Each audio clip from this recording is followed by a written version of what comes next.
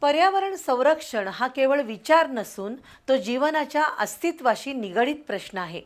त्यामुळे पर्यावरण संतुलनाची चळवळ प्रत्येकाच्या जीवनाशी जोडली गेली पाहिजे, तरच भविष्यात मानवी जीवन सुसह्य होईल असे उद्गार पर्यावरण तज्ज्ञ अतुल देऊळगावकर यांनी काढले. शिवाजी विद्यापीठाच्या वतीने आयोजित व्याख्यानात ते बोलत होते. शिवाजी विद्यापीठाचं पद्मश्री डॉक्टर गो जाधव पत्रकारिता अध्यासन, हिंदी अधिविभाग, किर्लोस्कर ऑइल इंजिन आणि लक्ष्मी फाउंडेशन यांच्या वतीनं ज्येष्ठ पर्यावरण तज्ज्ञ अतुल देऊळगावकर यांचं व्याख्यान घेण्यात आलं. साहित्य, संस्कृती, विज्ञान, माध्यम आणि शाश्वत विकास या विषयावर देऊळगावकर यांनी सविस्तर मांडणी केली. भारतीय समाज विकसित होता, वैज्ञानिक दृष्टिकोनातून विचार करणारा आणि निसर्गाच्या अधिक जवळ होता.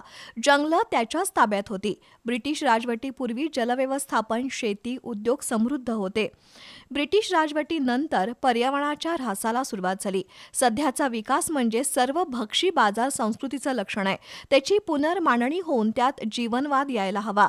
एकनाथ, तुकाराम, नामदेव यांनी साहित्यामधून जे तत्वज्ञान सांगितलंय ते खऱ्या अर्थानं भारतीय समाजाचं जगणं होतं.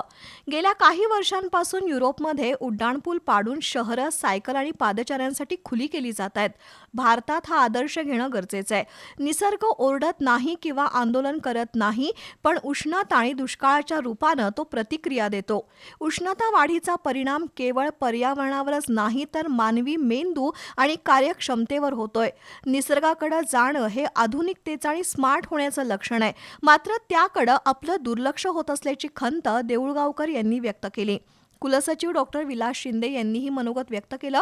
पत्रकारिता अध्यासनचे समन्वयक डॉक्टर शिवाजी जाधव यांनी प्रास्ताविक केलं. हिंदी विभागाच्या प्रभारी प्रमुख प्राध्यापिका डॉक्टर तृप्ती करेकट्टी, शरद अजगेकर, लक्ष्मी फाउंडेशनचे विनायक देसाई, ज्येष्ठ आर्किटेक्ट शिरीष बेरी, सुरेश शिपूरकर, रावसाहेब पुजारी, राजश्री साकळे, सुमेधा साळुंखे, डॉक्टर अविनाश भाले, डॉक्टर प्रकाश मुंज, अनुप जत्राटकर यांच्यासह संशोधक आणि विद्यार्थी उपस्थित होते.